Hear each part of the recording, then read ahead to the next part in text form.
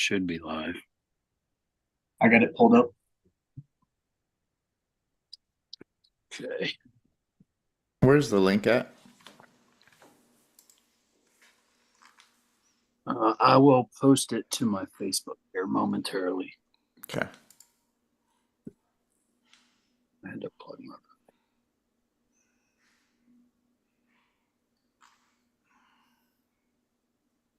Okay.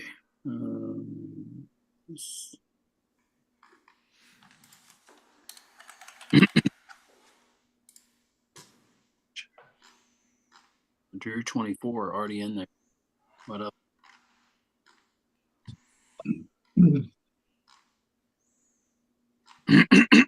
Excuse me.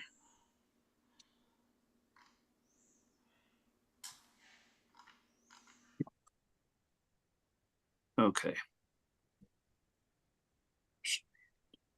All right. I just posted it to my Facebook. If you guys want to go to that, you can share it from there to wherever you need to, if you want.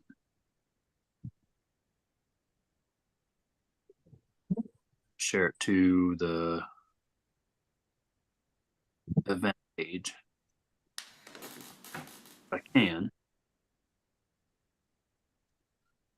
Let me see. What's up, Christina? There she is. I'm a banana. Oh, that's hilarious. Leave it on too. Don't take that off. I'm not going to. I wore it all day today. I'm saving mine for Saturday. Oh man. Wouldn't this be hilarious for me to referee like this? No.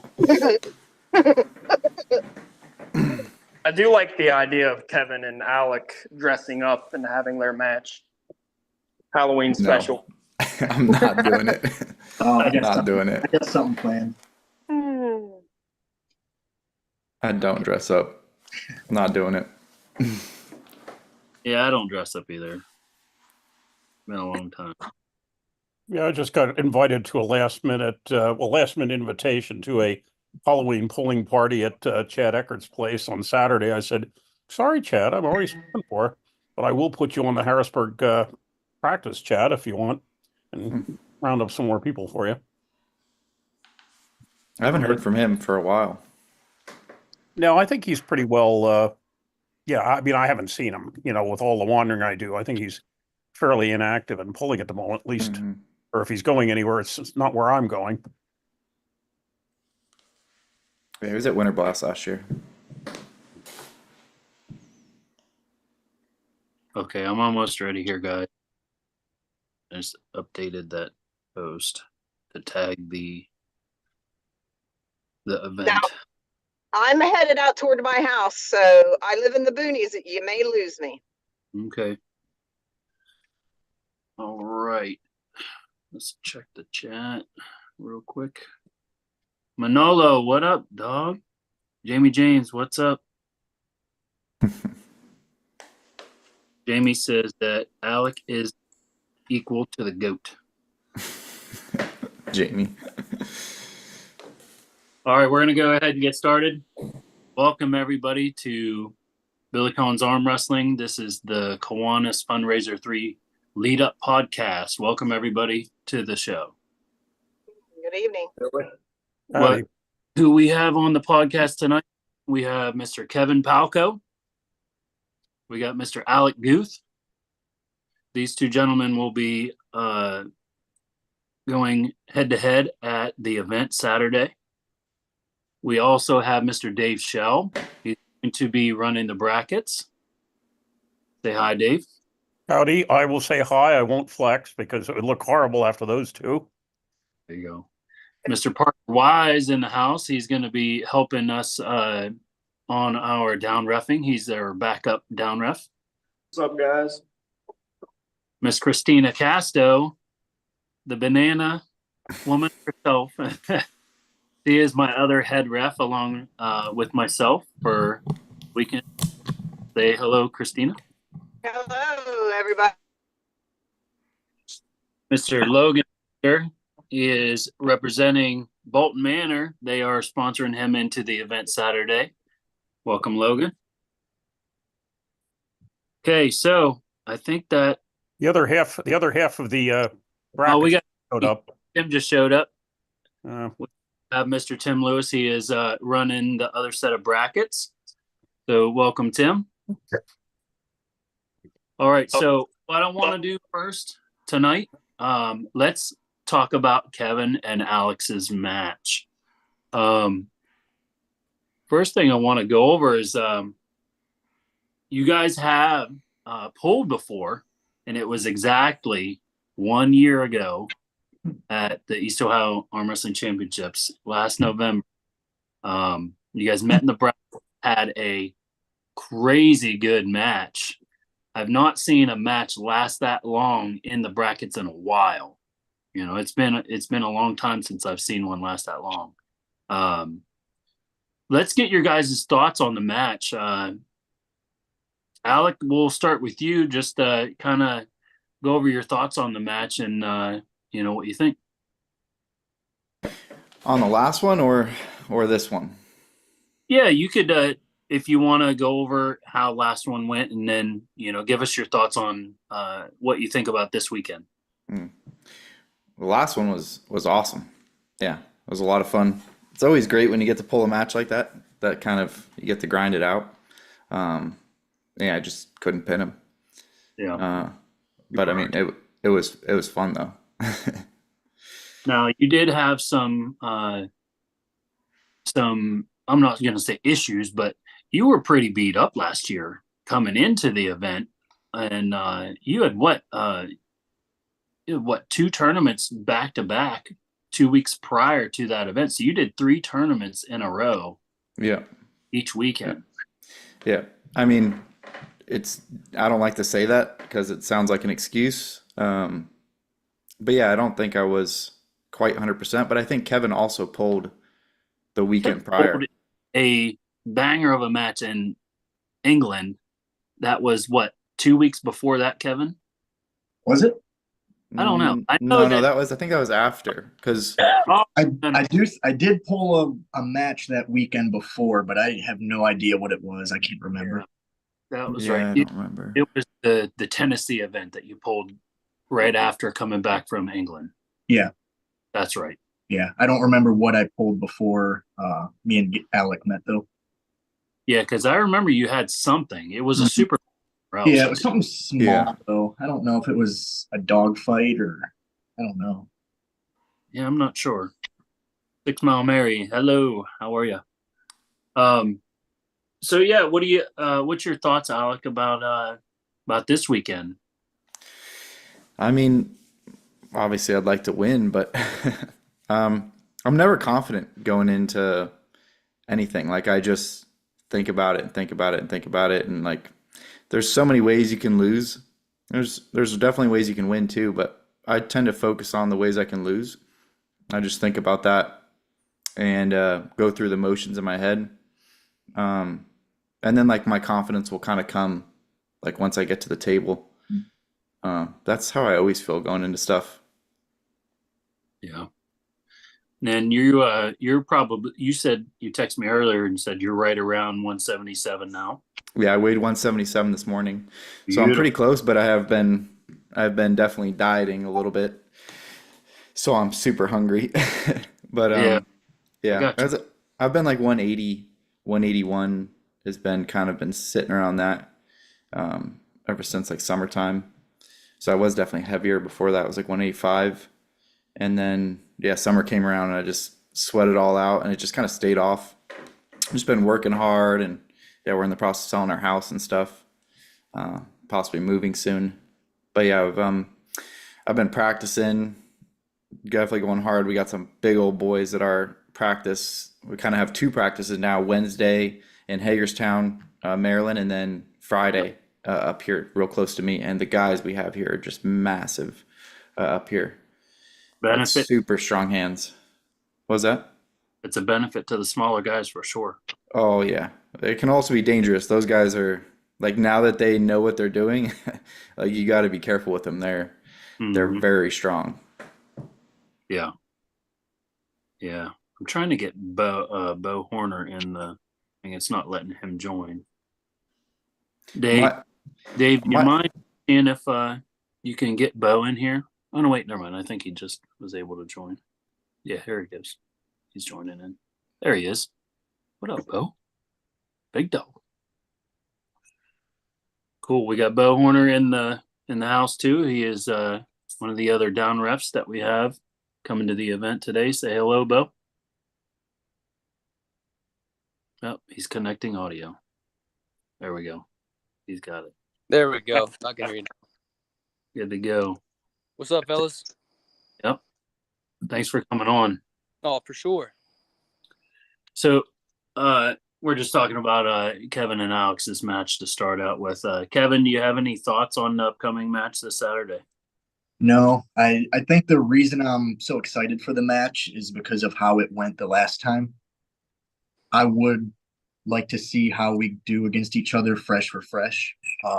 If we were both beat up last time or whatever the situation was, I do want to see how it goes fresh for fresh.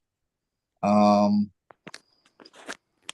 have not watched that match since last year. I have not rewatched it. But I do remember it being very taxing on my arm. I'm pretty sure he took my wrist and I was hanging on in some nasty kind of like wrist back pressure position. And just to reiterate, this is a right-handed match because initially I had told him I have a match coming up late in November and we switch it to left hand. And then some other stuff happened and I just decided to put it back as a right-hand match. So definitely know it's going to be taxing on the arm. And I'm coming into this one bulking up, baby. Day of the match, I'll be around 163 or 165. Nice. So huge. Yeah. You got to like 174 for England, didn't you? Yeah, that was the biggest I ever was against Craig Sanders. Yeah, I remember that. You had the data can. Yeah, the all beard, no mustache. That's hilarious.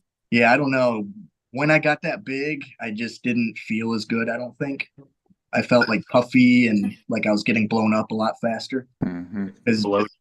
Yeah, like I never really get a pump. And against Craig, I blew up immediately. So I don't know if that was because of the weight gain or what it was. Could be the nerves, could be the travel, could be a lot traveling, all those. Yep. Yeah, for sure. But I know I'm looking forward to it. That is an awesome announcement that the match is going to be back on the right arm. Oh yeah, that is awesome. Everybody was kind of like bummed whenever it went to the left. Everybody's like, "Oh, right." Yeah, I still have my match coming up November 23rd in Florida. I think I have enough time. If I just take off after the Kiwanis event and just take a break, I should be good. Yeah, it's 3 weeks. Yeah, that should be good. Yeah. Are we still doing left, right and left, or are we just doing right now? It don't matter to me. I mean, my left, I'll tell you right now, is not even close to what my right is. So, I mean, if you want a free victory, then we can do left. That's fine. I'll pull left in the tournament. Yeah. My left's feeling very spicy. Right. So if mine's feeling like shit, I mean, you would probably win that easily, I would think. Mm-hmm. Yeah. Well, we're looking forward to that match. That is the one and only Super at the event. Yeah. Set this match up, what, like 9 months ago, something like that. Yeah. It's been a long time. Basically, right after the last one, I was like, I want to do that again. Like, let's do that again. That was fun. Yeah. The best part about these events is finding these matches that happen that are grinders, and it automatically puts something in guys' brains. Hey, I want to see what happens fresh for fresh with that match. Yeah, and I think that was the first time I'd ever even heard of Alec. And I was kind of watching him go through the tournament. I'm like, holy crap, I'm going to be running into this guy soon. So, yeah, he caught my eye immediately when I was watching. Yeah. I was actually at the Arnold's when you won. Oh, nice. Yeah. I got destroyed, but I watched you win, so it was cool. Hey, that's one of my favorite matches and accomplishments of all time. So yeah, I appreciate it. Hey, Kevin, both of the wins that you had against Alec and Roman were the exact same way. Oh, exactly the same. Exactly same exact way. Yep. Yeah. I didn't get your wrist back. I think you said earlier that I got your wrist back, but your wrist was like perfectly flat. Stayed flat. It just stayed flat, but right there, you know. I remember watching that tournament, like Kevin's video specifically, and almost every match went very similar for Kevin, which was stopped right above the pad, and then he just drug him across the table. Mm-hmm. Yeah, a lot of them. Yeah, that was exactly right. They were so close. Very much. Yeah, Bo, you were there. Yeah, I remember. Yeah, he was at the event. Heck yeah. Yep.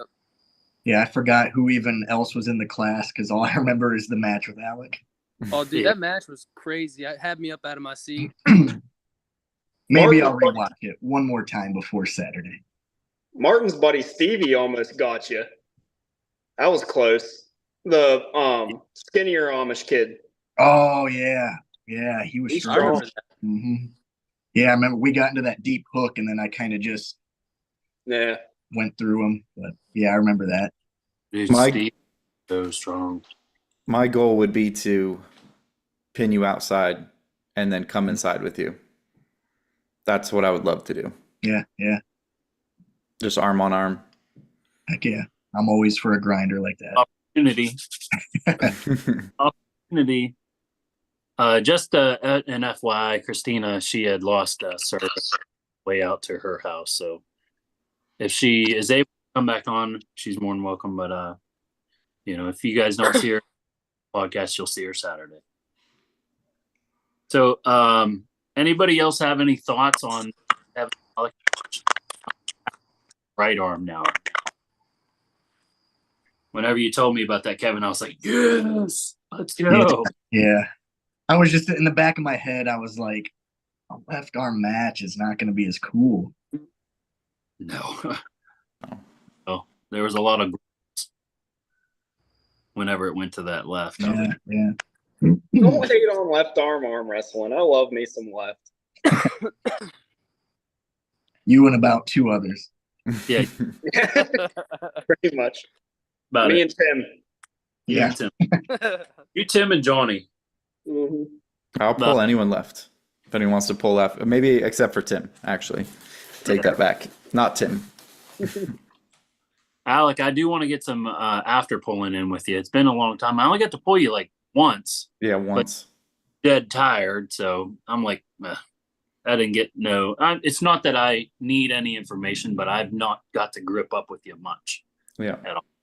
It'd be cool to grip up after the event. Oh, I'm always the last person to leave. You have to kick me out. Yeah. It should be a great time. This venue that we got coming to is huge from what I understand. I haven't been there yet, but it is a giant building. So hopefully we can fill it up. That's the goal, raise some money for the charity, have a good time. With this being a Arnold qualifier, what numbers are you expecting this year, Billy? Because last year it was a big tournament.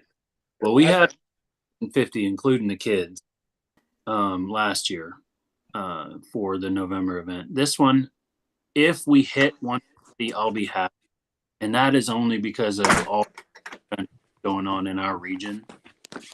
With last week going on, we got multiple going on the same day, our event, and more events, and a little bit further away. But well, I know you're going to be drawing from as far away as Ontario, because I've been going back and forth with a guy named Bill Braun, who pulls under the title Barbarian Arm Wrestling, and he wanted to know what was going on in the Northeast, and I told him.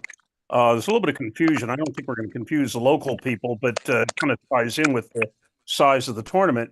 In that originally, I think you had this scheduled before you knew it was Arnold in East Liverpool, did you not? I Correct. think, years ago, or not months ago. And so actually I had the right name on everything on my list, but I still had East Liverpool put down. And he said, wait a minute, there's something in Lisbon. I said, oh, it's the same one that you had to move it because of, the concern with the, the size. Because we had the same thing in Philadelphia. We had had a very good report on the Broken Goblet, but we never looked. We had such good reports that we didn't look at the venue. And then when we changed it to the Arnold qualifier, I went trotting out to take a look if it was big enough, which fortunately it was. But I know he said he's coming down from Ontario, and so you will be drawing from a distance. I got a message from him earlier. I was like, freaking Canada, sweet doggy. Mm-hmm. Or Who's whatever. Canada? What is it? Who is coming from Canada? The guy's name is Till Brons, Brons. I last saw him at the New York State Championships in 2019, but he goes under he sometimes shows up on our Friday night podcast of Barbarian Arm Wrestling. What class is he in? He's an older gentleman, so maybe masters, maybe pro and masters, heavier. I mean, he's probably, I'm pulling this one out of my rear from 5 years ago, but I would say, 242-ish, I would think. I thought Billy was about to have some competition. I am sitting right at about weight, so I should be good to go for master's class. Bo, are you jumping in the tournament between reffing? I'm going to see. My wrist feels half decent, so as long as it feels like, okay, I'm going to do it. But I'll be doing the 220 class. I didn't feel like cutting down to 198s because I'll be doing reffing, so I was like, what are you sitting at right now? Give me 30 seconds and I'll tell you. So yeah, down reffing and pulling an event is probably doable if your wrist is feeling okay. Down reffing and pulling an event is not too bad. Up reffing and pulling an event, no. That's why I'm not even bothering with the 98. There's no way. Yeah, I'm 209. There you go, 209. Boom, baby. Looking thick. So fat. For some reason, whenever I after pull with Bo, and people, like usually my wife, take pictures, it always looks like Bo is literally just like falling asleep on the table. Like he makes me look so bad in the after pulls. Like I don't know why. I pull with everyone. Bro, Alec was smoking me, and after the VAL last time, he was smoking me. No. You're a tank. You're a tank. Bo makes a lot of people look bad, to be fair. No. I do decent. I appreciate it. I had a friend that said that he was going to try to get Paul Talbot. Like, good luck. Yeah, I asked Paul. Paul said he's not going to pull.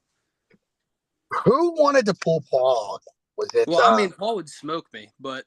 Well, he would smoke me too, Bo. We tried to set up Jamie Staken, didn't we? Yeah, I tried to get that match with Paul Talbot and Jamie Staken. There's just too much of a weight gap, I think, for that to make sense. Yeah, but dude, Paul is a tree trunk. Yeah, they were both right around 210 is what the Is Paul that much now? Well, he was probably 198-ish, but if we could get the sponsor money, he would pull Jamie, but I didn't get the sponsor money for that, so it's what it is. And I wasn't gonna double down on sponsors that, you know what I mean? Sure. So, is Jamie really only 210 right? Yeah, Jamie's sitting. Well, when I talked to him, he was only weighing 250. He said 218. He's going to be because when Tim pulled him, I thought he was a lot heavier than that. He was like 220 or 225 at the most. Okay. We were pretty close in weight. Yeah. I mean, we didn't. I didn't see him on the scale, but I mean, I believe he said. Yeah. Does anybody have any other thoughts on the Kevin before we talking about the? I can say from experience, Kevin's an absolute just tree. So I would probably. I just don't know how good Alex left is. I know his right right-handed now. Very. It's back to the right. Oh, did it go back to right arm then? Yeah. Well, I was about to say, I know Alex left hook is fucking nasty. I think it's going to be a barn burner either way. I do too. I'm going to pick Alex 3-2, but I think it's going to be very close. I think, Alex will win a match or two with his top roll, but I think that once Kevin stops him and figures him out, that, there's going to be some endurance battles that go in his favor. But I think that Alec will win round 5 again. Top roll. Like, that's what I think. I agree with Tim. Kevin's had a lot of really good momentum. When's the last time you lost in a match, Kev? The last time I lost a super match was Craig Sanders in England. Okay. So last year. Yeah, but a lot of good momentum. It's been a while, I think, Kevin, since you've had like a high level. Right. Yeah, I've kind of been picking and choosing matches. So that's the only reason that I'm saying. Mm-hmm. I think that if you had more high level matches recently, I would probably go 3-1 in your favor. But I just think that, he might get a couple early on you, But I might be wrong, but we'll see,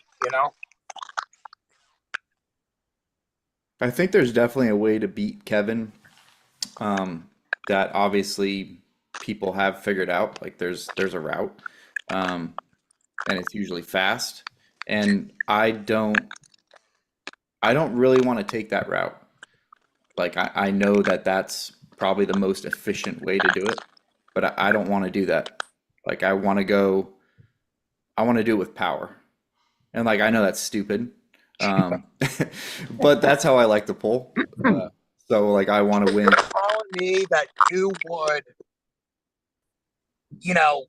rather even potentially lose the match by doing that than, hypothetically flashing him 3-0 if you could? 100%. 100%. That's interesting because it's more fun that way. The guys that beat me left-handed, I know one thing, they're not doing that. If you go back to like the matches I've lost this year, they've all been flash technical wins. Mm-hmm. Yeah, I want to win. I want to win through power. I want to win through like we both know, like oh shit, like he just fucking overpowered me. Mm-hmm. One way or the other. That's, And I guess it's like, what do you have to lose? Because I don't think we have money on this. I don't think. Obviously we're in different weight classes. Yeah. So why not put on the best match we can? Yeah. If you want to try to flash me 3 times, that's up to you, and it's perfectly fine to get your victory. But yeah, if you want to go inside or power for power, I'm totally fine for that. Yeah. No, I intend to load kind of like the first match. Like I haven't really watched it in a long time. It's on like a reel that I made. So I've like seen it in passing, but right. I think we load up and then go like basic kind of slow, honestly. Like it's not fast. Like it's load, hand pressure. We both get in a position and then go to the side. And I basically intend to do the same thing. It's more fun that way. I'm awesome. I'm going to try to hold center table a little bit more this time. I definitely don't want to be an inch or 2 away from the pad trying to fight back off 5 rounds. No. All right, round one prediction. is I think Kevin is going to shoot in for that hook, and it's going to be a barn burner round one, and that's going to tell the tale. I'll be surprised if Alec can get to the straps. Well, not get to the straps, meaning because Kevin's flop like prevent me from getting to the straps. Correct. That's so hard to stop that. I don't have any interest in stopping it. There you go. I think we both want to be in the straps. Hey, here we go. We'll get started on again. Yeah, I'm fine. And I've It seen saves us energy. Yeah. I've seen Kevin time and time again. As soon as that strap gets on, a quick shoot in, and as soon as that hand goes like this, it's boom, and you're just sitting there for ever. Mm-hmm. Yeah, Kevin looked me in the eye and said, "You fell for the trap." So, yeah, straps is a different game. But on the same token, the whole reason I went to straps is flipping really screws up my elbow. So if you guys aren't willing to waste that energy, I think it's a better idea anyway. I have actually started flop wrist pressing for straps on my left and my right, because I kind of hurt my hand against Junior Hostler like a while back. I think it's like 4 or 5 months now, and it's kind of changed the way I've pulled and the way I've slipped. Like I kind of do a bit more supination, bit more hand protection. It won't really matter against Kevin, I don't think, so much, but against top rollers, it's really important. If you can do it fast too and catch them off guard, I mean, you could tweak somebody's elbow. You could, I mean, it hurts. Yeah, I think it hurts them a lot more than it hurts me doing it. Oh yeah, 100%. Yeah, 100%. It honestly feels good to flop wrist. You just blow people off the side of the table, and yeah, you did that against me. You did flop press, but I just you just came straight down. Like I'm not chasing that. Right. Yeah. So any more? Alec almost beat Junior Hostler in that match too. That's insane. That was a pretty match to watch. Yeah, and fucking destroyed my hand in the process. Yeah. It was a pretty crazy match though. All right, so let's go ahead and move it towards the tournament now. Good luck to Kevin and Alec in your guys' match. Yep. Best of luck, Alec. Yep. We're looking forward to that. For that will be Christina and myself. And what I'm going to do is I'll do 2 rounds. Christina will do 2 rounds. And then, whoever does the last round. Okay, so you guys will have both of us as head refs and both of us as down refs throughout the event, throughout your match. So let's go ahead and get started talking about the tournament. First off, we got to thank our sponsors for the event. Grip Arm Sport, always a big supporter of East Ohio Arm Wrestling and what we do. Shout out to Adam DeFrank and Grip Arm Sport. We want to thank them so much. They're also the sponsor of this podcast. If you guys see right there, they sponsor this podcast. So we want to thank Grip Arm Sport for their support, for everything that they do for the community. It is a lot. Secondly, let's thank Curatola Masonry. They're out of Columbus, a little bit west of Columbus, I think. Can't remember the actual city. But Justin Curatola owns that business. It's a masonry company out of Columbus. So we want to thank Curatola Masonry also for sponsoring the event. Huge shout out to those guys. If you guys need any masonry work in the Columbus area, get a hold of them. Lastly, we're going to thank our last sponsor, Bolton Manor, out of Alliance, Ohio. It is a venue business out of Alliance. Mr. Doug Four owns that business, and he's doing quite well with it. So anybody in the Alliance area, if you guys need a venue for your for your wedding, birthday parties, anything like that, get a hold of Bolton Manor on Facebook. Mr. Logan Bittinger is being sponsored by Mr. Doug Four to attend the event. So we're looking forward to him being here. But yeah, thanks to the sponsors for sponsoring the event. Without those guys, this wouldn't be as big as we're attempting to make it. You know, if it wasn't a Arnold qualifier, we wouldn't be putting in all the extra effort, you know, with all the other events going on the same day and everything. So, you know, it being the Arnold qualifier is why we stepped our game, you know. So is the masonry company the same outfit that a lot of the Columbus pullers work for? Do you know? Correct. Yeah. Yeah, I know the first time I went to a Columbus practice some years ago, it seemed like 3/4 of the team were masonry people, and strong as hell. Yeah, Justin himself is freak from what I understand. Very, very strong. Let's go and we'll bring up the let me bring up the app. If anybody is watching and don't have the information, the location and the date, we have November 2nd, this Saturday. Super match is going to start at 12:30. Kevin and Alex's match. That'll start at 12:30, and then we'll do the prayer and the national anthem tournament. We're going to try to get that started, hopefully at 1 p.m. Just because we don't know how many people are actually going to show up, I'd like to get it started on time because we do have a lot of classes. The event location is the Guilford Lake Event Center. I know it says Guilford Lake Grill on the flyer, but at that point, they didn't know if it was going to be called the Guilford Lake Event Center or the Guilford Lake Grill Event Center. So it is the Guilford Lake Event Center at 7094 East Lake Road in Lisbon, Ohio. So if anybody needs that, it's on my Facebook. The address is right on the flyer.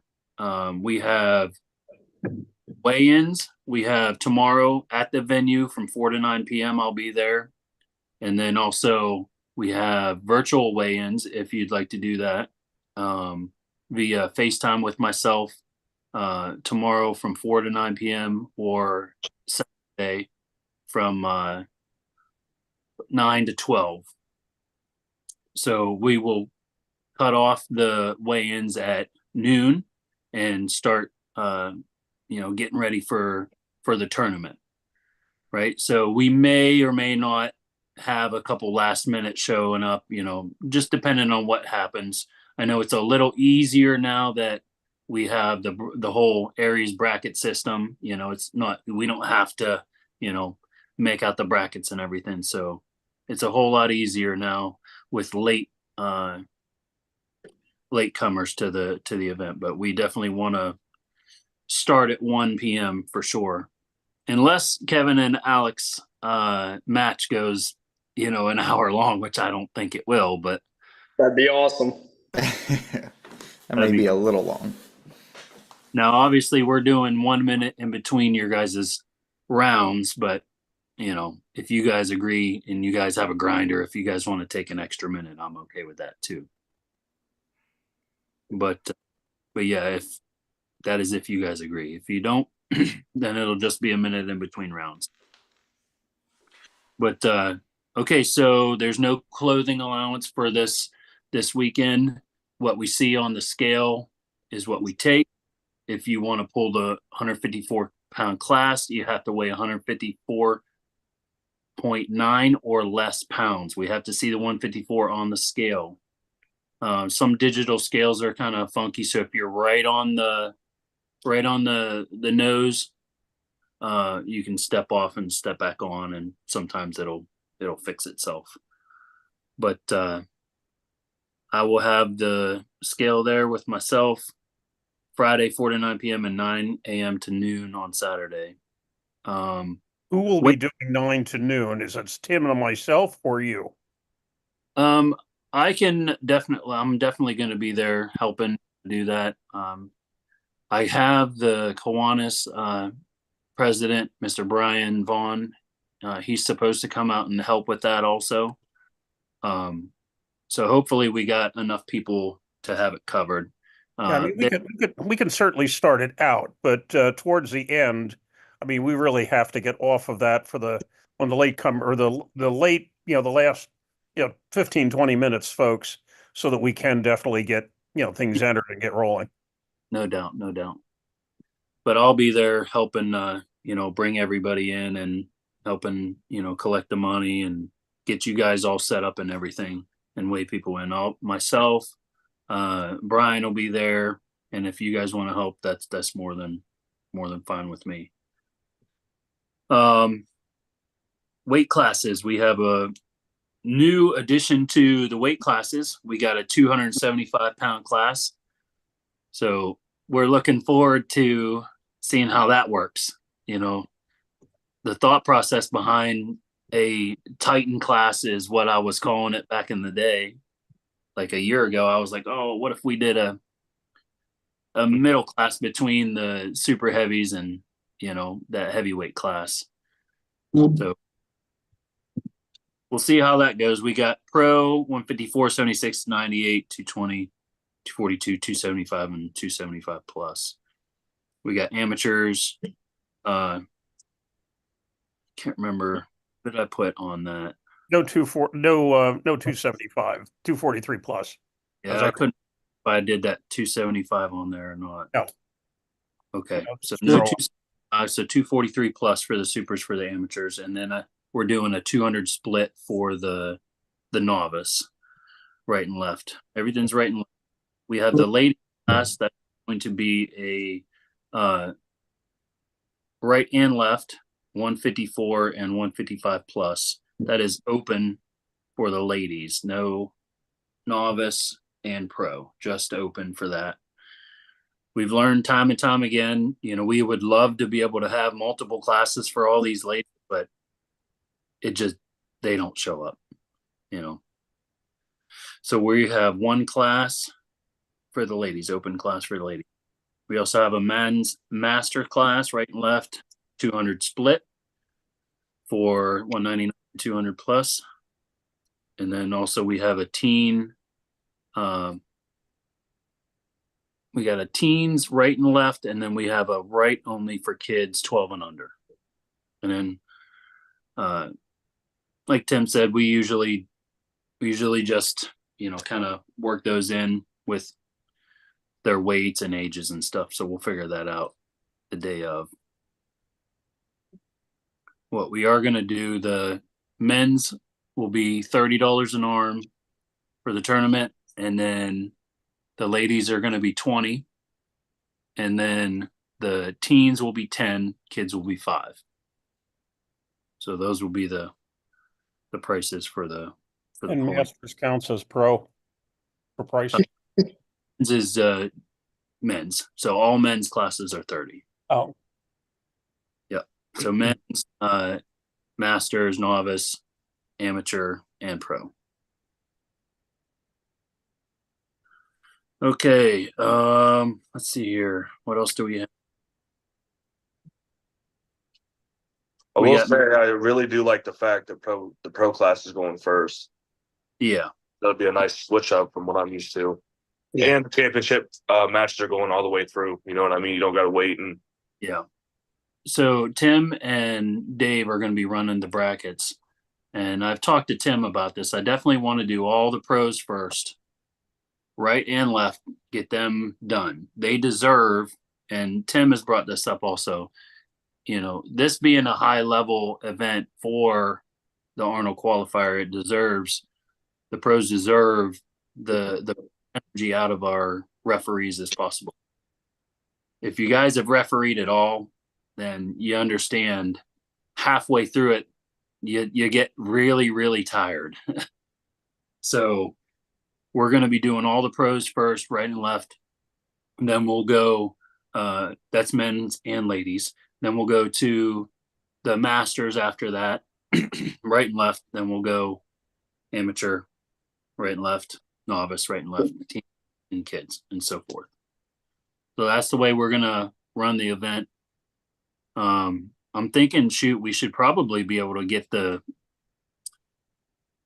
pros done by maybe like 3:30ish, maybe something like that. It all will depend on entries, but I would say between 3 and 4, you know, and it all is going to depend on turnout, but I don't see it taking more than an hour for the right arm and then an hour for the left arm.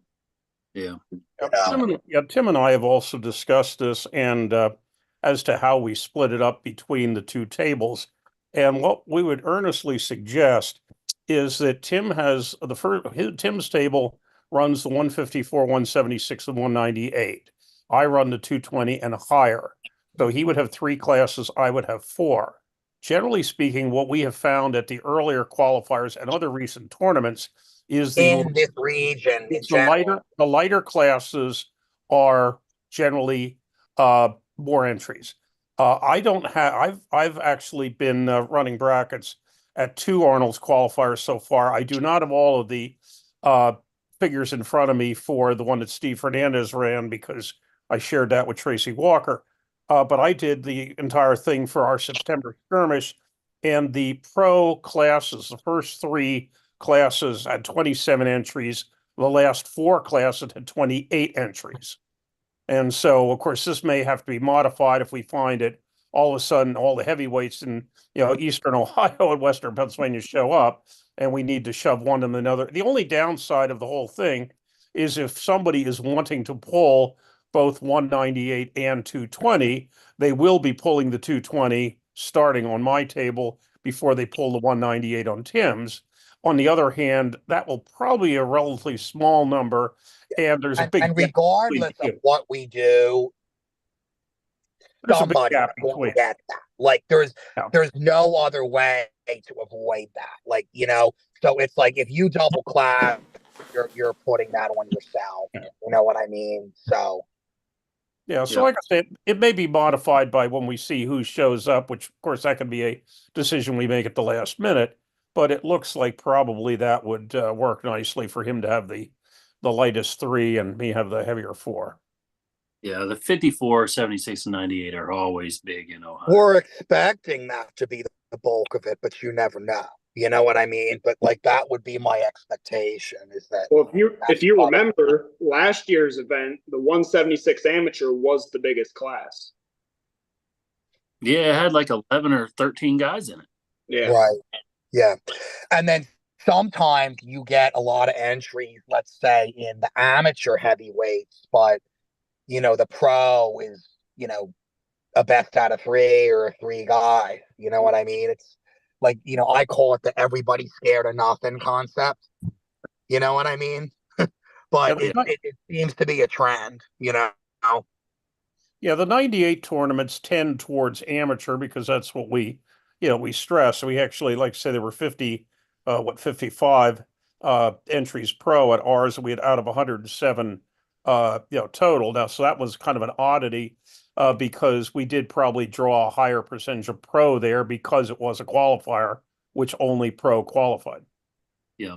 Hey, real quick, Dave and Tim, I want to specify whenever I'm asking people that circle the novice class, I need us to ask them if they have ever pulled a tournament before. If they pulled a tournament and try to get in a novice class, they go into amateur. Now, just so we can clarify this, what if they haven't pulled a tournament, but say they, for example, had a match at a dog fight? Those are... Has that ever happened? There's probably a few people that fall into that category. We both know that super match pulling, best of 5 is totally different than tournament pulling. Yeah. Okay. Yeah. You're going to go. They have entered any tournament. It doesn't matter whether it's Gus's Bar or Arnold's or Nationals or Medina Fair with Steve. If they have entered a weight class somewhere, they are not eligible. Is that correct? You were defining novice as first timer. We have a line somewhere. Yes. But if they had a super match only somewhere and they did not pool in a bracket, then we're going to allow it. Yeah. You were defining novice as first timer, basically. Yeah. This isn't a super match event. No. But what I'm saying is if they had a match somewhere. What do you think that's an idea to let them into the tournament? Into the first timers? That's what I'm asking you. If the only ready goes they've ever had before were a challenge match of some sort, but they've never actually entered a tournament, are we going to allow them to enter the novice class? What do you guys think? I say you shouldn't have any events under your belt if you want to sign up for novice. Like Parker, example, he's not going to do it. He's pulling pro. But Landon Beakley was a guy that has never entered a tournament.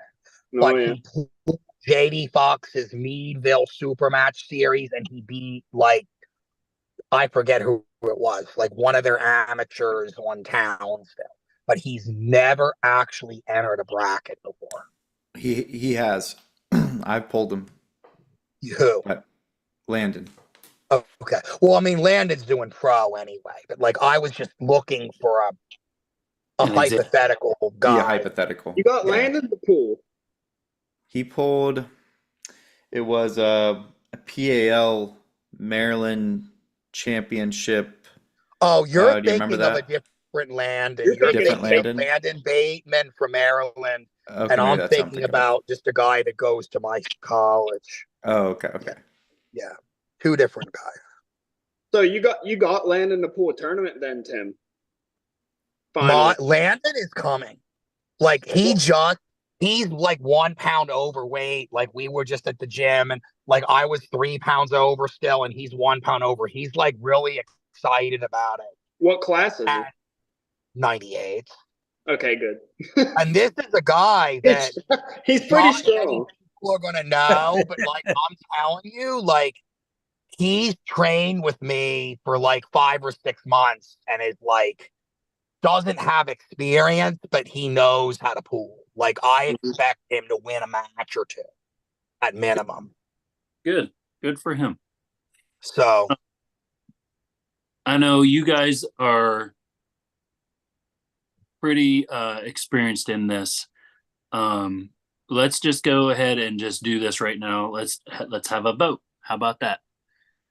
If they have pulled super matches versus tournaments, like Tim is saying, who thinks that if somebody has a super match under their belt that they are allowed in novice or not?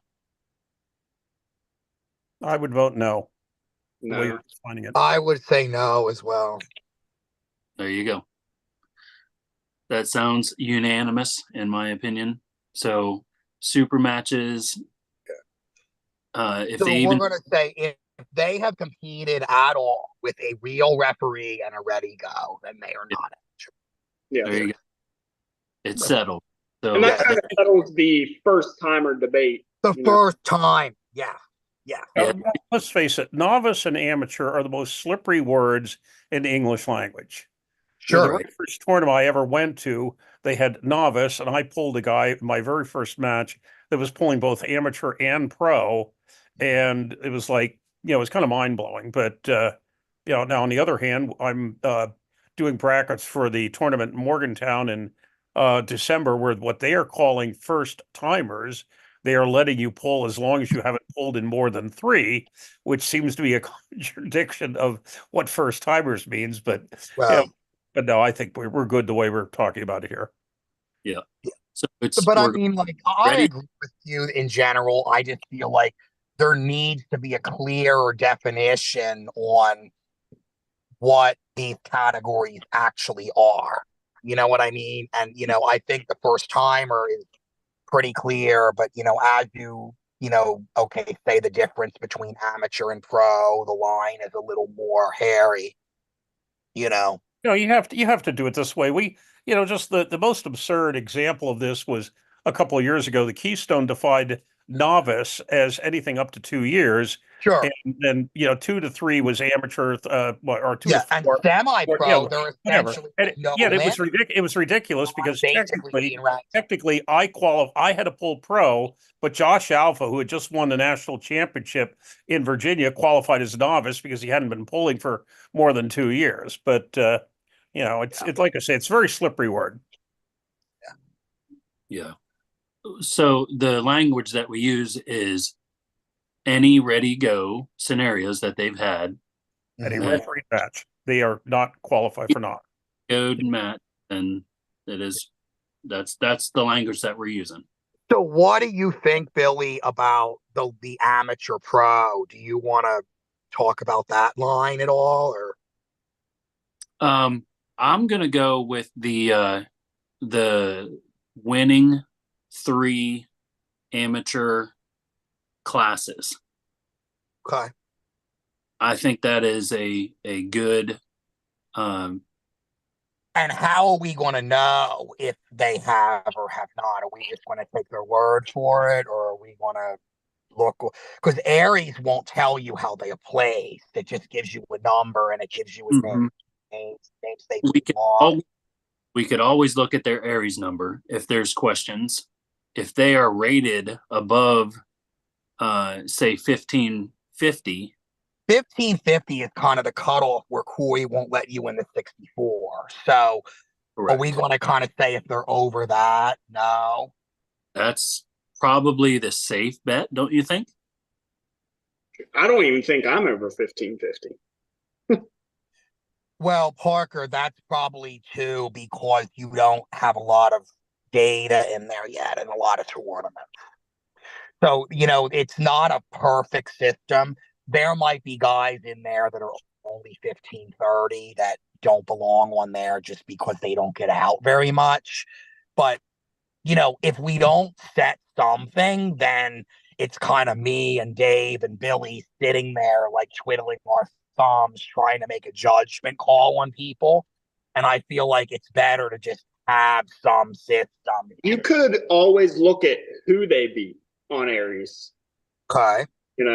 So then what would disqualify them? Like what? Like a reputable win, or a couple still subjective wins. Though. Yeah, it's very subjective. It's still subjective on who is reputable, because my opinion on who is reputable and their opinion of who's reputable and your might be different.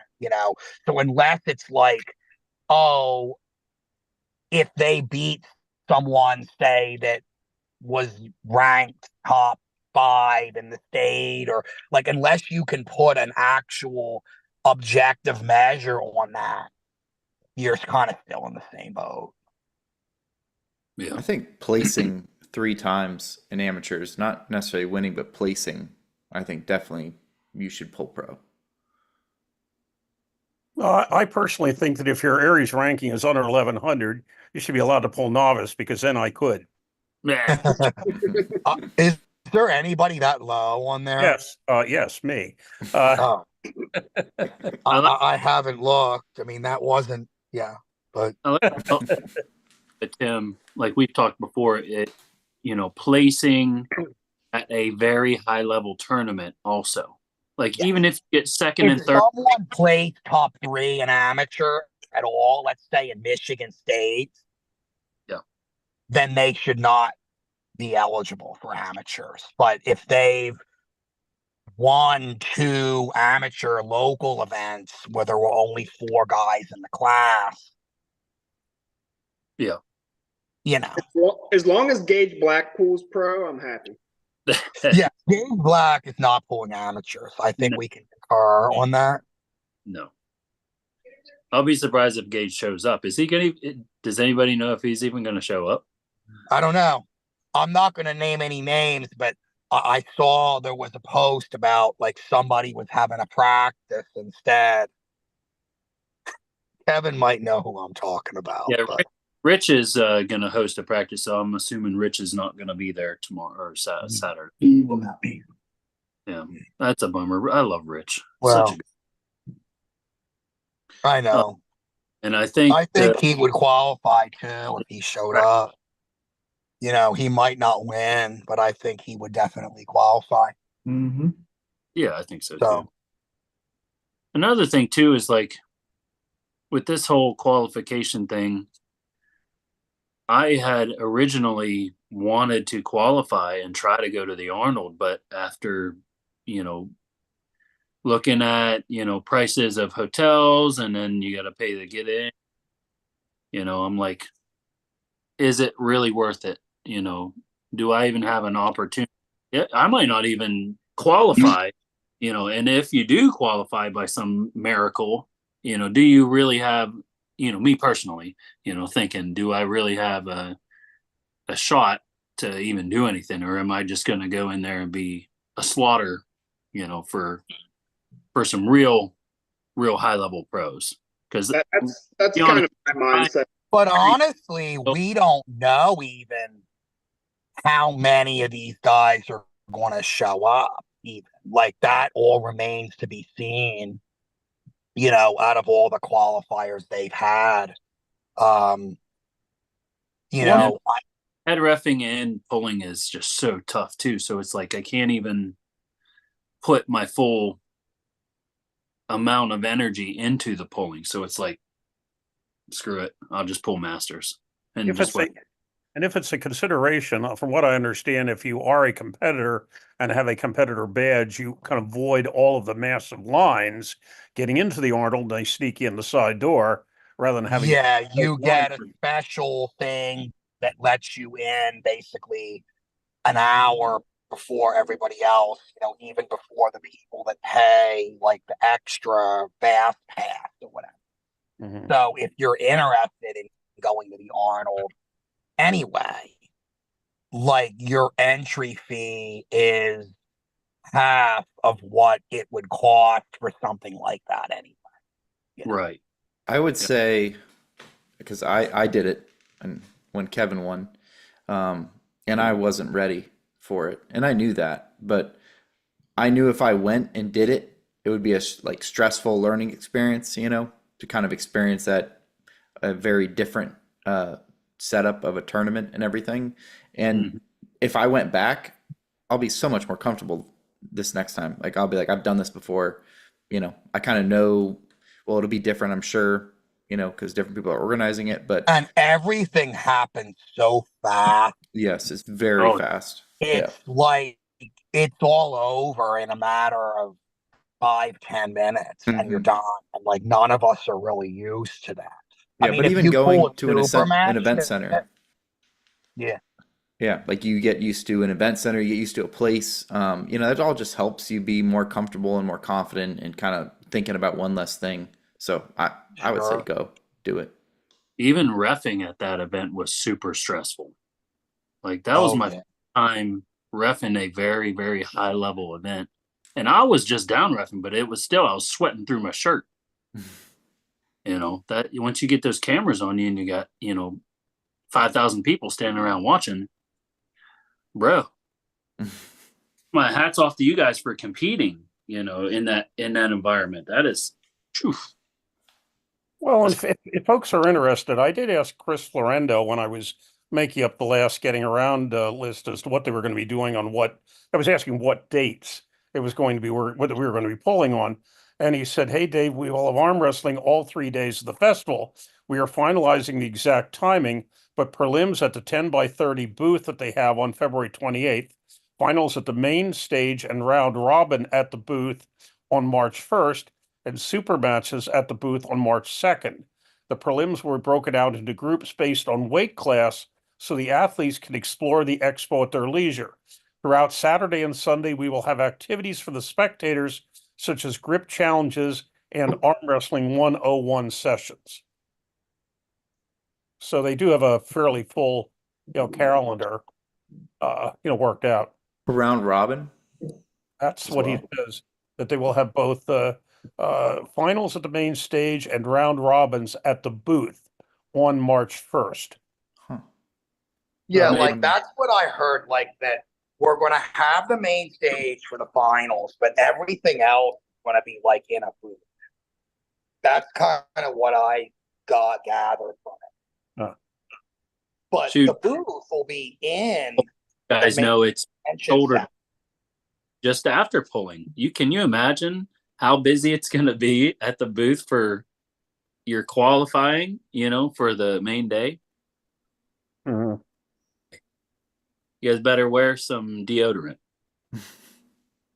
And bring a very large backpack, especially if you're there the last day, because they will give you so much free stuff. You'll need a U-Haul to haul it all out of the place. That's funny. Clint said Parker looks like he's in a tractor. I'm in a side-by-side. Yeah. I like that shop, by the way. Been checking it out. Yeah, there you go. Yeah, you guys are both mechanics. Yeah. Oh, yeah? Yeah. Cool. Where you work on? Diesel? Gas? Yeah. Yeah, I'm at a Peterbilt dealer. Oh, okay. Yeah. It's funny. Everyone, like at dogfights, I was after pulling people, and people just naturally ask, what do you do for a living? And I say diesel mechanic, and they're like, that's why you're so strong. And I tell them, I'm like, it hurts me more than it helps me because I'm never fresh, ever. Mm-hmm. Like when me and Kevin pulled, it was one of the few times that I was really fresh because I got to go to Peterbilt training all that week.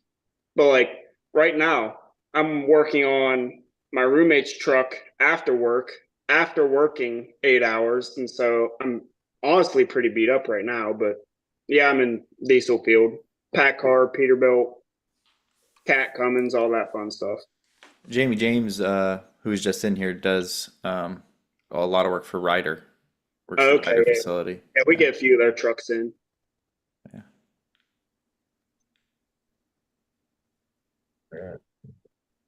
But yeah, I'm definitely still a little sore. Even from the Kevin match, my right's still a little funky in the elbow, but we'll give her a whirl at the tournament. I ain't afraid. There you go.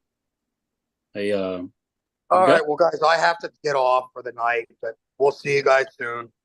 Hey, see you, Tim. See you, Tim. Tim, are you going to stop by tomorrow at all, or are you just coming Saturday? No, just Saturday. Yeah, but I'm going to have us all. We'll hit you up about 4, and then the weigh-ins, and then Landon and them should too. All Listen, right, don't answer it first. Just keep calling back. You know what I mean? I will, brother. Yeah. Okay. I got. I was talking to Bill Vassar, our sound man and lighting guy, that owns Sound Vibes. I was talking to him yesterday for a while, and I really got. I think it's going to look really nice. The lighting the thought process behind the lighting that I want to do and the way that he's going to set it up. I think it's really going to look really nice. I mean, our events usually look really well in lighting and the way that we set everything up. It looks good usually, but I think this time it might look even better. Are we going to still have the laser pointer for center table? Correct. I have 2 laser pointers already. I had to tie them, and because I'm not using that one thing that I used for dog fights. I'm just putting them on a string so that way they hang true. Yeah. So I'm doing it that way, and he has a new truss, so we're just going to tie it right to the truss, put it straight down to the center of the table, and it should be perfect. Wait, what's this for? Okay, so you might have never seen it, but I started using a laser pointer for center table for your thumbs. So kind of like you'd hang like a plumb bob using the weight of it to center on the table. Yeah, pretty much what I do is I have one of those laser flashlights, you know what I mean? Mm-hmm. Then I took a piece of string and looped it on the back, in the center, so that way it hangs true. Yeah. And then what I'm going to do is just tie that to one more string up to the frame for the lighting, and then that laser will point directly down at the center of the table. So right at the Where the thumbs go. thumbs come together. Yeah, That makes sense. Yeah. the center of your guys' thumbs before we say go. And it stops so much jockeying for position and, oh, he's too far on my side or he's too far on his side. Kevin saw it at dogfights. It worked perfect. You know, I was so wound up for my match, I didn't even notice it at the match. But in the after poll, I thought, oh, gee, what's this? And yeah. I didn't even notice it at first. It sounds like a great idea, honestly. It worked so nice. Yeah. As far as I'm aware, I'm the only one that has done it yet. And it's so much easier on the referees too, especially the head referees. You don't have to fight with the guys to go left or right. You just say, you guys see the laser, put your thumbs where the laser is at. And it's funny, I've never argued over center table before until my match with Matt, because he was pulling me across the table, and usually I never notice. If I'm comfortable, I'm comfortable, even if I'm way over on their side of the table. And with the laser there, I started arguing about where the center of the table was, because in that case, I finally knew. That's one thing that you do too, Parker, is you willingly allow your hand to be on your opponent's side of the table for a start. That's the problem. I'm comfortable like that. It's a terrible thing. So this is actually going to be more beneficial to you because you're going to be focused on getting that laser right on your thumb. Yeah. So it stops everybody from fighting about center table. It's like right there. Boom. You know where center table is. The laser's pointing right at it. Yep. And honestly, against Matt, I wouldn't have noticed. I don't think it would have mattered, but I also wouldn't have noticed. Yeah. It worked out really well, and I won't have another event without it. How many microphones? We'll have 3 microphones at the table, you and Tim, and then Alex Bean will be on the mic here and there. Alex will be commentating the super match, and then he's more than welcome to commentate the event also if he feels so intrigued to. But you know, I don't think he'll have a problem with it. He has a lot of fun doing it, and he's really good at it.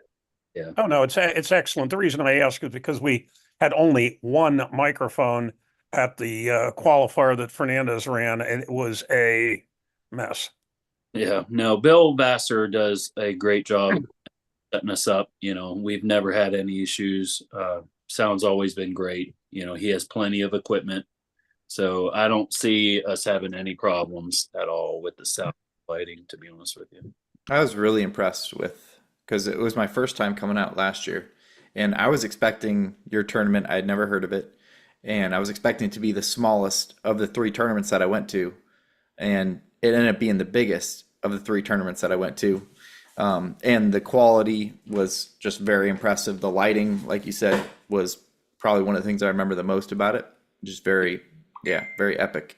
It was awesome. Last year especially, there was an aura to that room when you walked in. It was cool. The energy was high. Yeah. And I still want to have that ambiance to our event. And that's what I have visions of the way that I want our event to go. And then Mr. Bill Vassar at Sound Vibes does a great job helping me bring that to fruition. You know, he's very good at appeasing my ideas, you know. So I think this time it's going to be really, really nice. I still want to bring the ambiance to where it's like dark towards the back and then light up at the tables. But there's a couple different things that I want to do this year. I remember one complaint last year was from the ref's perspective of, you know, the red light on the red table tended to wash things out. Yeah. Well, this year I'm going to be focusing on having white lights on both tables. We can have the optional lighting to the side of it, you know what I mean? But I'm going to have white lights right over the tables for sure. There's going to be no doubt about that. Cool. So we'll have plenty of, you know, ain't nobody going to have any issues with seeing or anything like that. It'll look really nice. But quality at dog fights was excellent, even with a heat index of 97.3 that afternoon. Yeah, that was crazy hot that day. But dude, it was a fun event. It was so much fun. Yeah. Oh yeah. But I drank a gallon of liquid. I know I went through a gallon of liquid. Yeah. Keep Saddle Ridge in your guys' thought process for some future events maybe. So after this event, we'll be talking about our future events for East Ohio Arm Wrestling here coming up. I'd take a match at dog fights next year. That'd be fun. Yeah, there you go. Now, Kevin's dog fights is gonna remain Kevin's events from on. Kevin and I had spoke about whether or not we wanted him personally, whether or not he wanted to take the dog fights name or whatever it is to the next level, and I think we did that with Dogfight 7. But in speaking with Kevin, Kevin has made the decision to keep Dogfights in its truest form with the small, intimate venue that Kevin has in Wellington, right? Yep. And the local scene, as far as dogfights go, I know Kevin brings in guys from a little bit farther away, and that's cool. But I think the dogfights is going to stay with Kevin. If we do anything else as far as super match cards down here, we'll continue with the Garage Wars name or Badger Battles or anything like that. But obviously we're still going to have Kevin involved in our events and everything. But he's going to retain his Dogfights name and for his events for Wellington. That's 5.5 hours for me, so it's far, but it's not. It's not. If you can get something good, it might be worth it. Yeah, I mean, even if it's just a fun match, right? Fun looking match, I'd take it. Yeah, for dog fights, I like to get like maybe 1 or 2 big matches, and then the rest would just be smaller local matches. Yeah. How far was the East Ohio event for you last year, Alec? It wasn't that far, because it's like right on the border. I don't know, Ohio, right? It's not far into Ohio, right? Yeah, I want to say it's like 3 hours, 3.5 hours, maybe. Nice. I thought you were 5 or 6 from us. This year it's going to be farther. It's going to be more like 4 or 4.5, I think, because it's in a slightly different. Just the route we have to take is different. But it's like within an hour, so it was either 3.5, something like that, to like 4 this year, 4.5 this year. Just you mentioning the events you went to, I found it kind of cool that you traveled all that way expecting such a small event, and it just turned out to be a big event. Yeah, and now I'm coming back every year. Awesome. We appreciate you coming and driving, because a lot of people aren't even willing to drive. I mean, some people can't, but people just don't want to drive for events, and to draw pullers from plus 3 hours away is a testament to East Ohio Arm Wrestling's tournament styles and capabilities of putting on quality events. And I say that quality events is really the goal that I want to have at all of our events. I want it to be ran the way that it's supposed to. I don't want a bunch of drama at it. I want it to be aesthetically pleasing. I want it to be a nice hyped ambiance to it. Those are the goals that I want out of our tournaments and super. And I think you got a good reputation, Billy, and people notice that when you have qualified referees, good venues, good, lighting, setup, all that stuff. People notice that stuff, and that's what's going to bring them in. Yeah. I do think after last year, there's a lot of people that said, I want to go to that next year. So definitely. Yeah. I always see after our events, because there's a lot of people that use our event pictures, you know what I mean? They'll take pictures at our event, and you see a half dozen to a dozen and a half guys that change their profile picture to I the was one of them. I was one of them. From our event, and that it makes me feel good that people you know what I mean, they'll take that people want want to get some good photos. Obviously everybody wants to get good photos, but the photos that are taken at our events are really nice. But that's a goal that I think any promoter would want.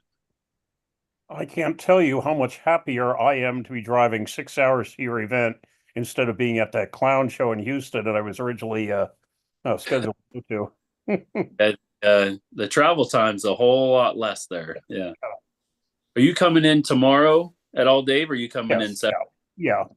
Well, I'm staying in Crafton again, so I'll be like an hour away. But yeah, I'll be out there on our tomorrow night, our podcast, on which I'll have to get off early since I can get up in the morning. Yeah, I won't be seeing me until Saturday, but I will be. I'm coming at all tomorrow night. I'm sorry. Are you planning on coming to the venue at all tomorrow night? No, I was not. I mean, if there's some reason that I would be, but no. I'm just going to get to the motel and then help Ryan run the podcast and get off of that early.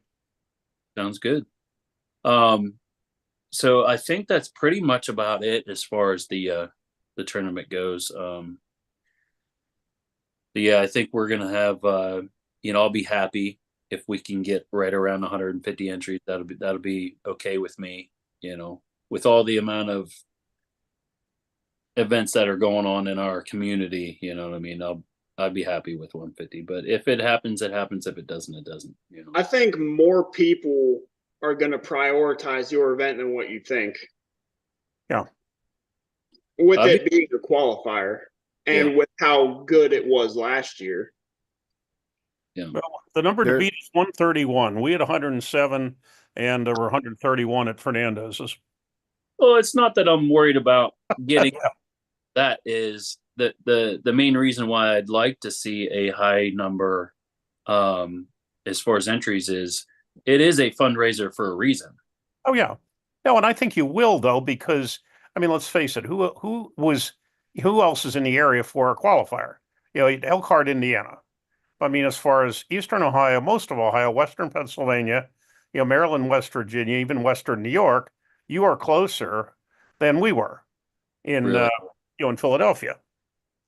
Wow. To say nothing of the fact that you can actually get places in Ohio without paying extortion to the Pennsylvania Turnpike Commission, the most expensive turnpike in the world. Is that true? Oh yes. $100 for one way? Yes. That without Easy Pass. If Easy Pass is cheaper, but yes, 95 something for one way across the whole state. It is the most expensive toll road in the world. That's insane. Wow. That's crazy. In 21, Croxel and I took it to get to the Harrisburg tournament. All right. And it was $54 then. But that was Harrisburg to Pittsburgh. That wasn't the rest of it. No, I'm going to be coming, like I said, I'm going to be in the Pittsburgh area, but I'm going to come out to Harrisburg and then get on 22. And it takes longer, but to save the pile of money, even for 20 some bucks just for even with Easy Pass. Yeah. But no, the problem is the politicians in Pennsylvania don't want to raise the taxes enough to pay for the other roads, so they demand so many $1 million a year from the Turnpike Commission to fix things like I-80. That's crazy. So your tolls are not necessarily going to basically make the Turnpike better. They're going for highways generally in PA. And aren't the taxes in PA like astronomical to begin with? No, we're not. No, really. Pretty low taxes. Flat rate income tax, 3.07%. And no. Oh, okay. Yeah. I always hear people complaining about them having to pay high property tax over there, property tax on their all their toys and stuff. is what I heard. I could be wrong. It may be higher. We may have higher property taxes than Ohio slightly, but definitely lower than Maryland or actually, New Jersey. we draw people. Eastern Pennsylvania draws people because I went to a practice a couple of years ago in New Jersey, and somebody said to me, what are your property taxes a year? And I said, well, I'm in a row home, so it's a little bit lower than average. I said, oh, about 2,000. He said, a year? New Jersey has the highest average property taxes in the country at 9,000 something. Yeah. Yeah, Croxel, he confirmed Keystone cost us $54 each way. Yeah. Yeah. Oh yeah. Wow. Jeez. And that was half the distance. Wow. Well, maybe better than half. Yeah, where the whole way across Ohio is what, 20 something from Indiana to Pennsylvania, maybe? Yeah. Let me get the chat here on YouTube because I neglected that earlier. Let me see. Yeah, I've been taking a kind of glancing at it. What does KF3 stand for? Kiwanis Fundraiser 3. I answered that one for you. Yep, you're good to go. Thank you.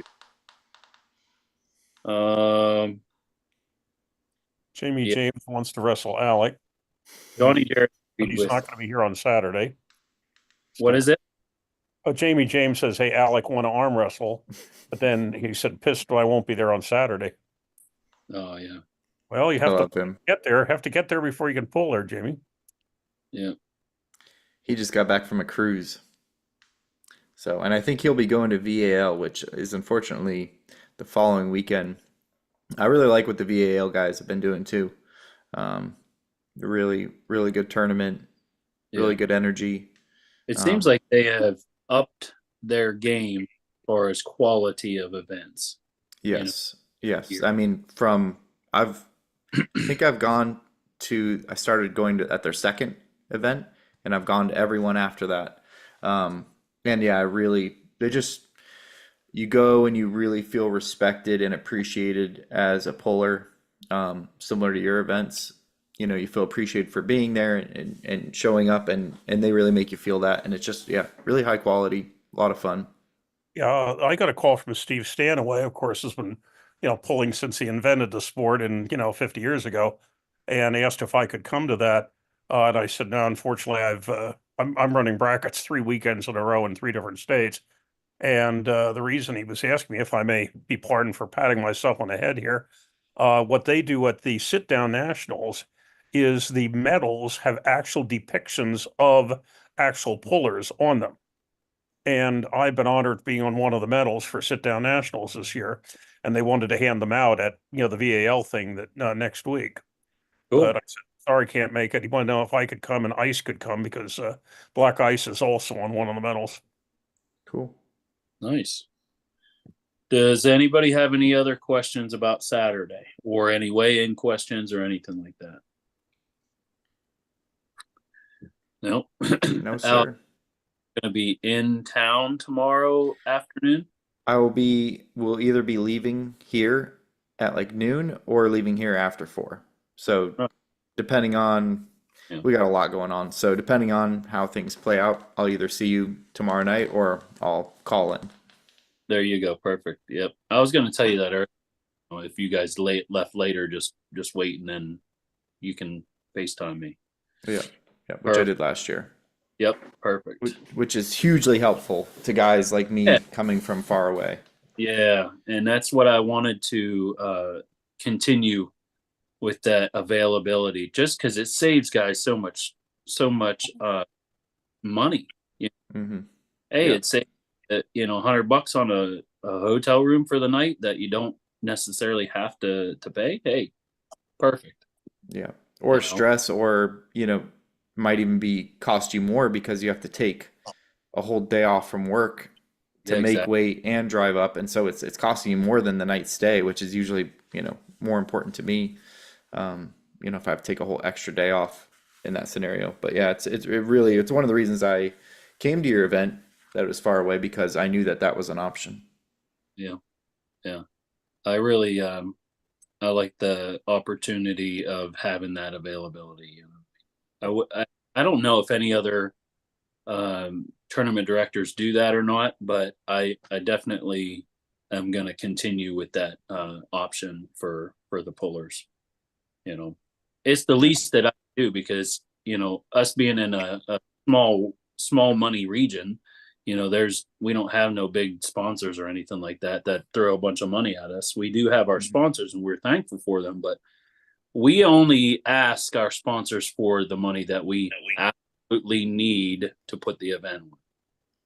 You know what I mean? So I'm not going to go and beg 400 sponsors for $20 a piece just to have, you know, some payout money. I'm putting enough work in to the events, but I'm not going to put that into it. You know what I mean? I already got a day job plus this part-time job already.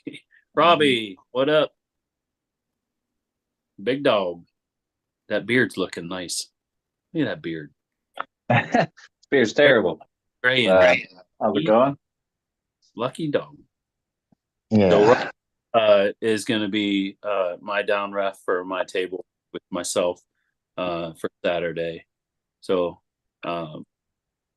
obviously, Alec, if you're in the tournament, if you're on my table, then you'll have Robbie as your down ref. But yeah, I'll be pulling left in the tournament. There you go. You never know. Hey, you might feel up for it right hand. Yeah, I might. You already qualified for the Arnold, correct? I did. Yes. Yeah. Right, left, correct. Yep. Yeah. So you're good to go either way. I was hoping Chris Florendo was going to be on here because I was going to ask him, in the case of somebody that is already qualified, say you got first place in one of the classes, you know, 2, 3, and 4 for the qualifying people for the event. That's a good question. And what I'll do is I'm just going to have to send him a direct message about that. I would assume it would be that I would just get double qualification. It does seem kind of weird to just push that to the next spot. But you know, I don't know. I don't know. Yeah. You know, that's the thought, you know. And that was the other thing you did not mention, but in order to qualify, you have to be in the top 3 in a class that has at least 4. In other words, there's only 3 people in the class, and you get there by going 0-2, you do not qualify. Oh, yeah. Yeah, that's at least that was in our rules. I presume it was the same for all of them, because in fact we had one class that had 3 guys in it. One of the 154s, and Nadia Lozinski was the only woman in 154, and so she said, "Well, I'll pull 154 amateur," and we didn't have any, so she pulled 154 pro, just so the 3 guys who were there could then qualify. Assuming they did, which they did. Yeah. But I would be really surprised if we only have 3 guys in a class for this tournament. Yeah, I don't think that'll be the case. But yeah, take a look at your agreement with them. I presume it's the same as ours. Yeah, they're all the same for sure. But yeah, Christina's back. What up? You had to go hike up on the mountain to get some service there, girl? Yeah, I'm back out in my car. She had to get in the car, drive a half mile up the hill to get on the flight. Actually, it's a mile and a half. Oh, that's hilarious. Well, we appreciate you being part of the event as always, Christina. Do you have any thoughts or anything about the event? We appreciate you being there for sure, though. No, I just keep it rolling and have fun. Are you good? Christina, are you going to pull? I don't know. I've been having a little bit of trouble with my bicep. So we'll have to see. I know I picked up quite a bit. I lift a lot where I work. I know I'm a lunch lady, but we do lift a lot, and it just felt like I had something in my bicep. So, tell you what, East Ohio just picked up a really strong girl pretty recently. I was telling her about her. Jess is a beast. Yeah, Jessica is her name, and I think she's right around 140 pounds. She is very, very good for just a short amount of time. Her and her brother are going to be quite good pullers after a year, I think. Good. If her brother was as technical as she was, look out. Oh yeah. Like, she is very textbook. And I pulled with her in the strap Thursday, and she said she'd never been in the strap before, and I told her what to do, and I mean, I was tired, but she just about cracked my wrist back. I was very impressed. Very impressed. Yeah, I have good thoughts that she's going to do really well. I think she has a greater opportunity just for the lack of lady sport. You know what I mean? She could really get some exposure. Oh yeah. Take her pulling to a higher level fairly quickly. I think. Yeah. If she wants to, that's a big thing. Some people don't want it. Some people do. I'd like to see, like what you said, Billy. I'd like to see her get into the arm wrestling injury side of things with what she's going to school for. Yeah. She could benefit the community with that. Yeah. What was it? Massage therapist? Yeah, massage therapy. Okay. Yep. So just her having the knowledge of the joints and ligaments and muscles and all that stuff, she could really help the community out and, point people in the right direction. What did you say her name is? Jessica. Okay. Kate will be there. I don't think she was planning to pull, but she will be there. So I don't know. If she had someone fun to pull, I might be able to talk her into it. Yeah, there you go. Hey, I'm gonna have to get off here. I got a pickup truck to work on, unfortunately. So I'll see you guys Saturday. Best of luck to everybody competing, and I'll see you guys. Yeah. All right. One of our tournaments, not the qualifier, but one of our New Jersey State Championship, we had no women whatsoever except Sue Fisher, who was not pulling. So we basically talked the 7 waitresses into a performance class. And it was they had a hell of a great time. Nice. Johnny Jarrett commented on the YouTube chat. Hopefully, a good turnout for the 98s. I guarantee you, the 98, 76, and 54s are going to be stacked. They always are at our events. 220s, not so much. But it's something about them, man. They got the lighter guys. There's just more of them. It's the way that it is. I don't know what's going on with the 220 class. I had several of them complain, that I needed to make that class, a different class for my West Virginia States. And I did it. And it was like, there wasn't anyone in there. Yeah, exactly. You did a 200 to 242 class. Wasn't that correct? No, I changed it. If you remember, I did that 230. I did it. I added that extra class in there, and it was like there wasn't anybody in there because I had several people complain. It was I'll have to look at it, but yeah, I did that extra class in there. Yeah. They don't understand as promoters. Once they get into promoting, whoever it is that complains, if they just hold one tournament, they will see. Now I know why, because if you are the one always taking that money out of your pocket and putting it toward these events, then they see why. Well, no wonder I don't want to have that class anymore, or why they don't hold that class. And people they don't understand it. And me being a female promoter, I know why people only have one women's class.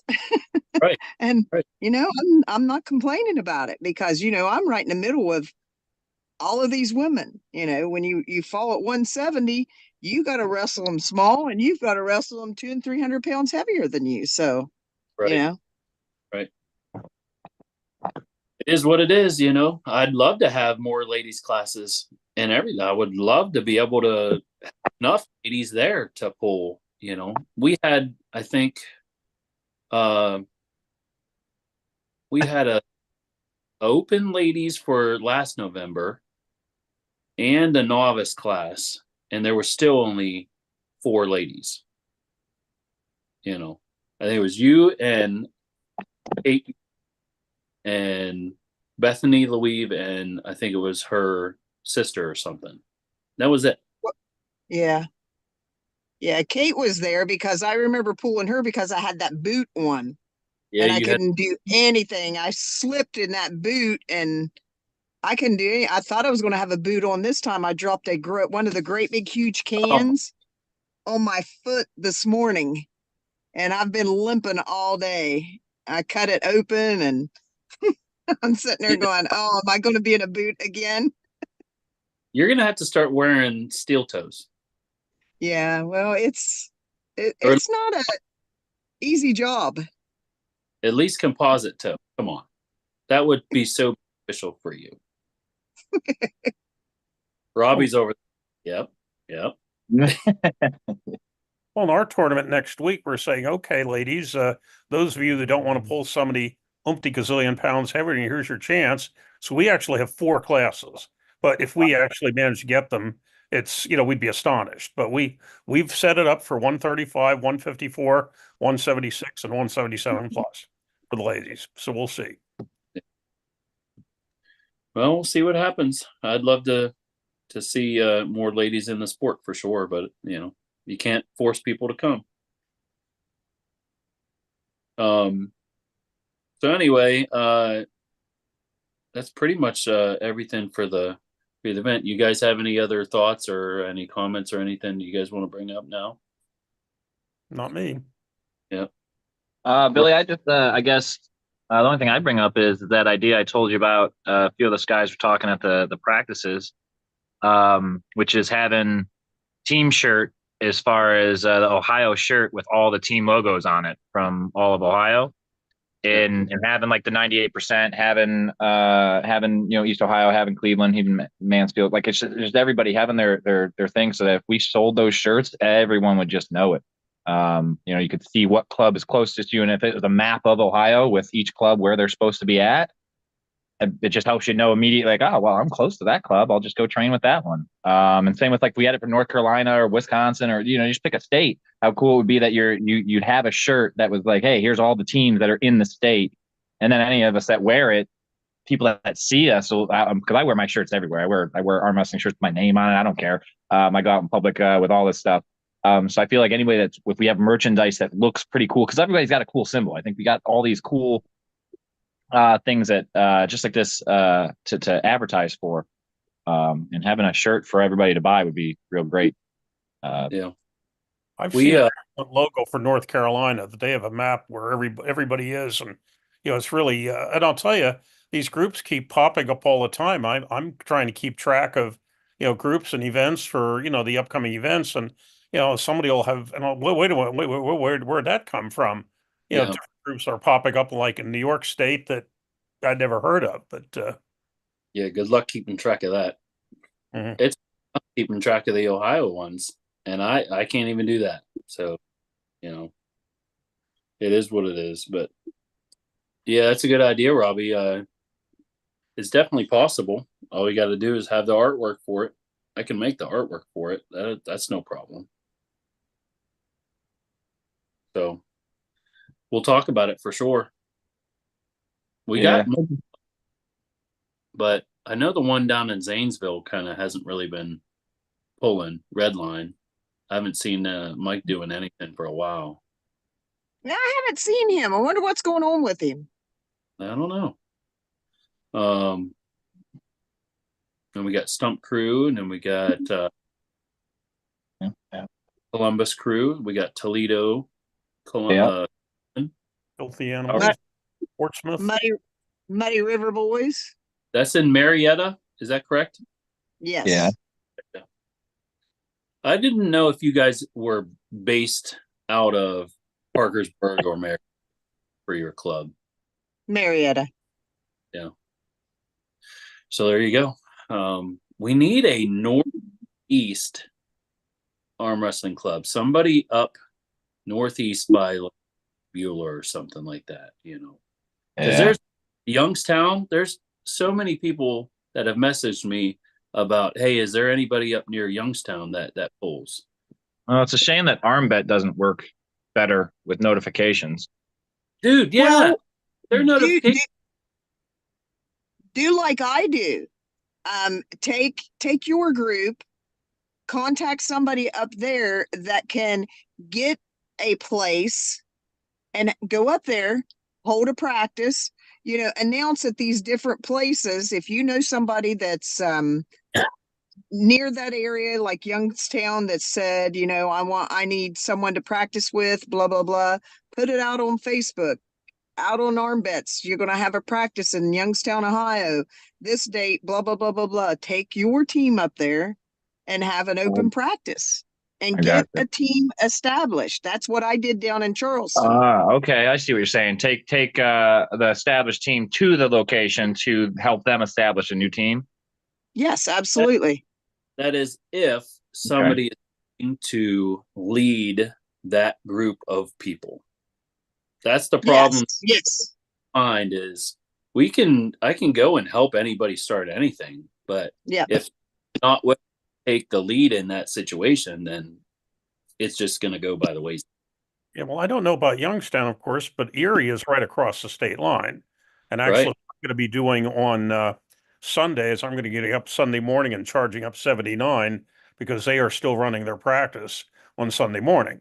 Mm-hmm. Erie is. Now they're 2 hours from Palco, because when Kevin used to do the practices on Sunday rather than Saturday, I would sometimes go to Erie, Sunday morning and then go charging out to Palco for Sunday afternoon. Mm-hmm. So I don't know, they're about 2 hours apart. Yeah, that would be perfect. It'd be an hour north of us. Yeah. It would be an hour east of Kevin and an hour west of Chucky and them. Right. That would fill that gap right there. Mm-hmm.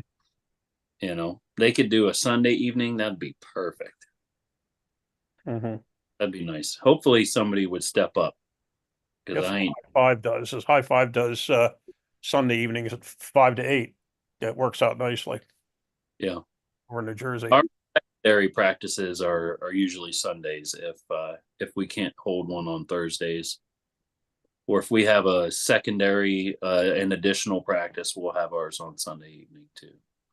Yeah, Sunday evening. Yeah, if you had done Sunday earlier in the day, I was out there, but I would have had been sitting around for the whole day because you didn't start till 7. But right. All right, guys. Well, appreciate everybody being part of the event, and can't wait to get it over with because it is exhausting. I know the feeling. It's exhausting, isn't it? It's just like, ugh, can't this be over already? That's why we need more certified refs in our area, so that way I don't have to ref.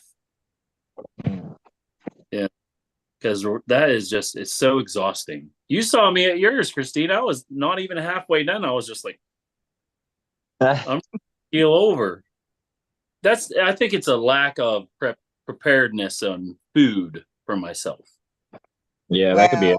I think that's where I lack, and that's where I falter, is because I'm not preparing the meal in between, you know what I mean, a class or something like that, or I plan on going to nationals in April to do the ref certification thing. Oh, I got to do that. I got to do the free entry. Forgot about that. Good, Johnny reminded me about that. Good job. What's that? I did on Facebook. Remember, did you see that? I did on Facebook last night. Somebody could win a free entry into the event Saturday. Oh, yeah. It was 0 to 1,000. They just had to pick a number. Let me see here. Let me find the event or the. Well, we're going to be trying to run at least have 6 tables available for Winter Blast. So Hancock is handling that. So he may be hiring. Yeah, well, that's 6-hour drive with don't have the most reliable vehicle. Mm. I just took that car. You remember that white car, Dave? Yeah. Again, brother. Oh, did it again? No, it didn't do that same exact thing, Oh. but it's in the shop again for a different issue again. Yeah, I was just that was Friday night. I was on and happened to see your little map there where you were stuck. I thought, damn it, he has to be on 78 just inside New Jersey. And lo and behold, there you are. It was exactly right on that turn right after the last state, exit. Right. the state line right there. Yeah. Mm-hmm. Let me see. Okay. We go to random.org. Okay. Oh, all right. I'm going to do this way here so people can see. Yeah, those virtual backgrounds really screw you up as far as trying to see stuff. Let me see if I can. I'm going to have to take this off. I don't know. I can probably take this off the background. Right. None. There we go. Okay. Flip this around. Okay. Random generator. 1 to 1,000. Random.org. Here we go. This is going to be for the winner of the free entry into the event. 625. Well, it ain't going to be me. There we go. Let's see here. We got a 800. There's a 867. 453. 483. 613. That looks to be close. What was the number? 625. 625. It looks like Allie. 625. 661. Yep, Allie. Winner.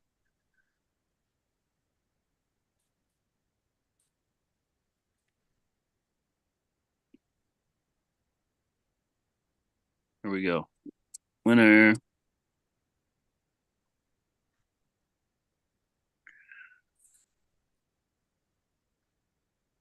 Winning number